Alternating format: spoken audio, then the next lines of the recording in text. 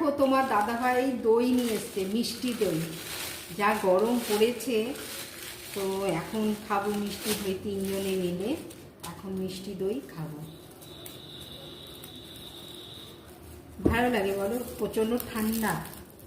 এবার আমি আবার ফ্রিজের মধ্যে রেখে দিয়েছিলাম একটু ঠান্ডা ঠান্ডা দই খাবো বলে।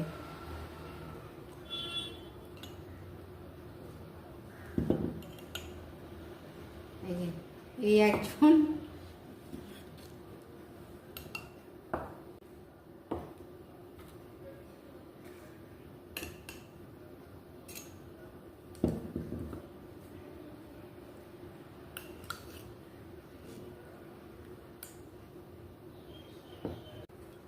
দেখো তিনজনের দই নিয়েছি, একটা মেয়ে খাবে, একটা তোমাদের দাদাভাই খাবে, আর একটা আমি খাবো।